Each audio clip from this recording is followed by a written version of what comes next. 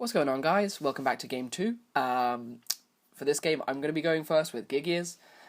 We have sided in for this game, so I draw into my opening hand and immediately normal summon a Geargia at Arsenal. I keep going to say Accelerator. I'm grabbing the Geargia armor from the deck, so this sets me up quite well. My original hand really didn't contain that much power. I'm really quite glad I topped into the Arsenal in that case. So I shuffle up, offer the cut, and then proceed to set the armor.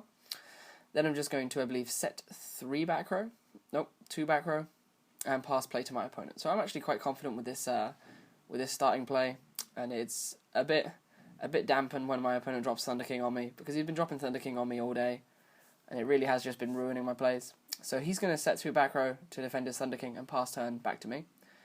So now my play is a bit stalled, because of course I can't flip the Geargia armor up to get the search, because of course I'm not going to get the search due to the Thunder King.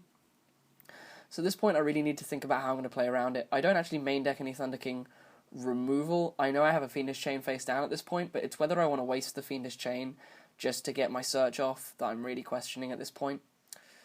So a lot of thinking goes on in this situation. I believe we actually break out into the conversation about Halo 4 and just stop playing for a moment. Yeah, I believe this is that conversation. But either way, this Thunder King really does cause problems for this deck.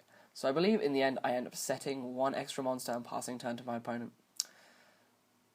No, I set an extra back row, and I will set an extra monster. The monster I've set is actually Geargia, the Generation Force common. I'm testing that out in the deck, and it has been testing really effectively, and hopefully you'll get to see a bit more about it in this video. So he attacks into the Geargia with the Thunder King, and I Mirror Force it, thinking I might be able to get my plays off. And he immediately drops another Thunder King and sets another back row, so that really hasn't helped my situation any. So play passes back to me, and of course now I need to think my way out of this Thunder King again. So I'm going to flip summon the Geargia and tribute it off to get out my Geargia Accelerator, because I want to make a level 4 to try and bait out the Thunder King, but I don't actually want to use my Geargia armor as part of the Xyz. So I use the Geargia to get back a negated Geargia Arsenal. And then I'm going to normal summon the Geargia Mark II in an attempt to get the Geargia back again from the graveyard to hopefully make an Xyz play, and he's going to torrential the board. So at this point it really doesn't cost me that much, because I've only really put 1 monster on the board to make that play. So I'm just going to set an extra back row and pass to my opponent, which he is going to immediately MST, leaving a 2 back row, I believe 2 in hand, to his 1 back row, and 2 in hand as well. So he's just going to draw, set a back row, and pass. I'm going to draw, set a monster, and pass. I believe the monster is a Geargia armor, which I was really quite happy to top, because I was in quite a bad position entering into these turns. So I'm going to flip the Geargia armor, because I really don't have that many other options. So if he has a response, he has a response, but he lets the Geargia armor go off. So I'm going to immediately search out my Geargia Accelerator, I believe. No, I'm going to search out my Geargia Mark II. Sorry, I completely forgot that I do in fact have a Geargia in the graveyard. So that Geargia gives me access to lots of different plays, especially plays like this one, which I should make in a moment. So I'm going to summon the Geargia Mark II. My opponent is going to check his back row and request a target, and I'm going to show him the Geargia. I keep wanting to say Mark II, but it is just a normal Geargia. I'm going to bring back the Geargia. Now at this point, if I had a tuner in the graveyard, I could tribute off the Geargia for the tuner and make a synchro play, but at the moment I'm just going to Xyz into Soul of Silverman in an attempt to lock down some of his back row. So I'm going to use this effect to lock down the middle back row, because if there's one thing I've realised in testing against his deck, Deep Prison really sucks. It sucks bad for this deck. So I'm just going to shut down the middle one and pass play back to my opponent. He's going to check his back row, think about his plays, and then he's going to pass play back to me, and I'm going to use the effect of Soul of Silverman and target a random card, and I end up rolling and choosing that one, and he wants to respond with Effect Veiler, so that's fair to him. So I've only got 1 card locked down and no more materials on Soul of Silverman. I consider switching Soul of Silverman to make an attack, but in the end I just switch my Geargia armor back into attack mode so that I can get another free search. Because I've realised that instead of maybe trying to explode quite a lot, it is good with your Geargia armor just to slowly but surely cycle plays and keep the Geargia armor defended. And just keep cycling it and adding cards to the hand, so that you can have maybe 2 pushes in hand, but 2 turns later. So I'm going to special summon the Accelerator in this case, because I feel that I'm comfortable enough to make a push, Because if I go into Gear Gigant and the summon is successful, if it's removed from the field, I'll get my Geargiano back from the graveyard. So I'm just going to go into the Gigant, detach the Accelerator to get a search from the deck. And I'm not entirely sure what I search, but I'll search a Geargia Arsenal, because Geargia Arsenal is probably the most versatile Geargia in the deck. Gives me access to basically any Geargia I'm going to need, namely armor, but it gives me the option that if I need a bit of muscle, I can just use that instead of an armor. So I'm going to swing in, and I believe he responds with Deprison. So the Gear Gigant gets banished, but because it was removed from the field, I get its effect to get my Geargiano Mark 1 back. I'm going to call it Mark 1 because it's easier. I'm going to get my Geargiano Mark 1 back, and then I'm going to immediately tribute it off to get back my Geargia Accelerator, because Geargiano only negates effects that activate on the field, and of course the Accelerator will activate in the graveyard. So if he does anything to destroy that Accelerator, I'll get a Geargia Armor or any other Geargiano, like the Geargiano Mark 2, back to my hand, giving me access to more plays, just continuing the thing going on. So my opponent's going to flip up his MST and choose a target. He's going to choose the closest to deck. I forget what the target actually was. I believe it was Gozen Match, which is quite difficult for me because then he goes to summon Tour Guide. But I believe I have another Gozen Match face down, so I should be fine.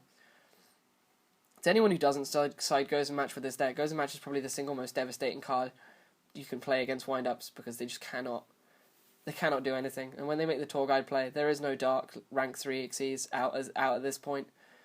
So they're not going to be able to make anything with those Tour Guides. So I end up locking down his Tour Guides. He sets an extra back row and passes play back to me. So I'm going to check my field, think about making a play. I'm going to switch both my monsters into attack mode, just to get those Tour Guides off the field in case he does draw into another MST or another form of back row removal. So I'm going to attack the first Tour Guide for 400 damage, and then attack the second one for 800, dealing him 1200 points of damage, which should be the first damage of the game. So I realised that with this deck you really wear on quite a long way until anyone does any damage. So he takes 1200 damage, and both his Tour Guides go to the grave. Now I'm considering, do I want to make a main phase 2 play, or do I want to just pass play back to my opponent?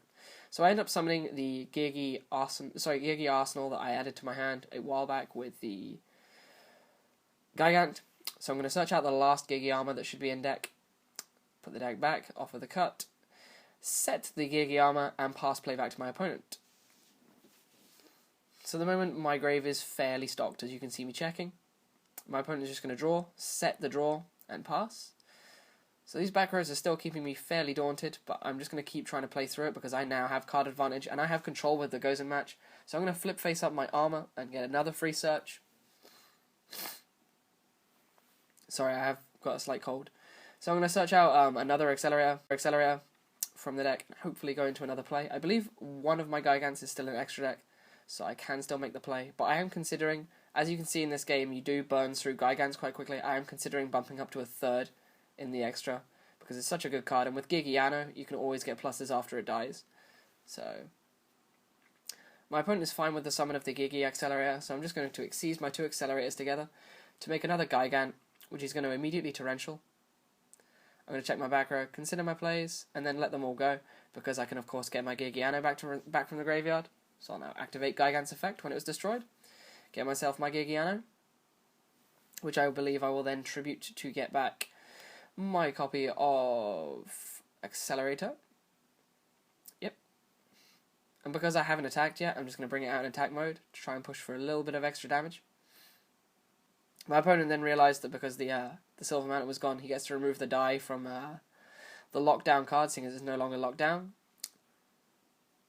So I'm going to consider my plays before I commit, because if I run into a Deprison, this could be quite ugly, because then I don't get to add a Geargia armor back to my hand.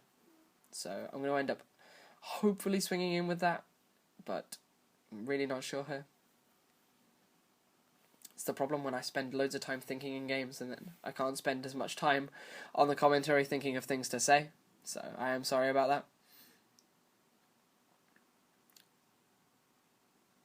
This is a sad thing. A lot of people criticise me on my other YouTube videos for thinking in my duels, but quite frankly, if I didn't think, it would just be some horrible mash of summoning monster and crashing into back row, summoning monster and crashing into back row repeatedly.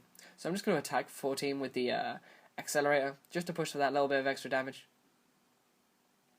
My opponent's going to record it because I had to remind him to. I'll set an extra back row, and I believe then I will pass turn there. No, I'm going to set a card, which I believe is a Geargia. I hope it's a Geargia, but I could be wrong. So my opponent draws for his turn. He is still in quite a bad position because I believe 2 of his 3 MSTs are gone, and I'm not sure if he's drawn into his Dust Tornadoes yet. So he can't really deal with the Gozen match adequately to actually allow him to make any plays. Because while I believe he's holding a Wind-Up Rat, there are, again, no Earths in his extra deck that he can make with that Giant Rat. Sorry, with that Wind-Up Rat. So it does leave him in quite an ugly position. So I'm just going to set an extra backer on my turn, push for a little bit more damage with that Accelerator. He's going to draw for his turn, I believe. Drawing into Avarice, which is, in my opinion, a pretty good top. I'm not sure what the content of his grave is. Yeah, his content is high enough, so he's just going to activate the Avarice, which is always not fun for my part because it means he gets to put all his combo pieces back, including those horrible, devastating Thunder Kings. So he puts everything back into the deck. And at this point, I'm kind of praying that he won't draw into the Thunder Kings, because they will really ruin my day, especially if that is a Geargia face down. So he's just going to shuffle up, hopefully offer me the cut if he's a good player. Yes. So I'm going to cut the deck. Give it a little bit of an extra shuffle just because I really don't want to get into those Thunder Kings. He's going to draw 2, one of which was a Wind-Up Shark, one of which was a Monster Reborn, so it's pretty good tops, except for the fact that his graveyard should now be empty. So I believe at this point, he's going to check both graves to see how live his Monster Reborn is.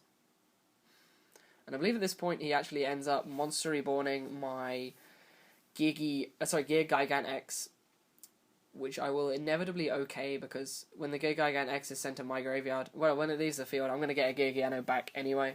So I figure, why not? I have ways to deal with it, and he gets me a free plus in the end. So I figure, why not?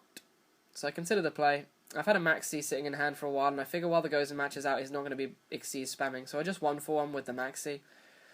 So he gets the Gear Gigant and swings into my Accelerator. I okay that because I haven't taken any damage this game, so we'll take 900 damage over that battle, putting me on 71, but I'm perfectly fine with that, to be quite frank. So I'm going to use the effective Accelerator to get me a Geargiano Mark II back to my hand, because Arno Mark II combined with the Geargiano Engrave is just, it can make some devastating plays, especially when you have a tuner engrave, as I explained earlier. The ability to go into a synchro play off of a Geargiano is quite powerful. So now I'm going to enter my turn, normal summon the Geargiano Mark II, and of course revive the Geargiano Mark I, as I keep calling it, even though it isn't called Mark I. Oh wait, no, sorry, I'm going to revive a Geargia Accelerator, and flip up my Karakuri Saizan, and then make a synchro play into Karakuri Shogun Bure. My Bure is then going to get me a Karakuri Strategist from my deck. I'm then going to consider making a synchro play, but then I realise that I've kind of overstepped my mark and I didn't mean to, so I'm going to bring those back quickly, because I don't want to end up misplaying, and I haven't shuffled my deck yet. So I'm going to shuffle that all up, special summon another Accelerator from my hand, and then make a synchro play into another Bure. So at this point you can see the kind of OTK starting to happen after the grind game has been grinding on for quite a while, and we are pushing ever closer to game. So now I'm going to bring out the last Watchdog from my deck using the effect of that Bure. Then I'm going to, I believe at this point my opponent does begin to concede, and I make a synchro play into a Scrap Dragon in an attempt to clear his field for a game push, because he's only on, I believe, 4,000 life points. So I use Scrap Dragon to target my back row and one of his. He then offers me the game shot. So yeah guys, I'll see you for game 2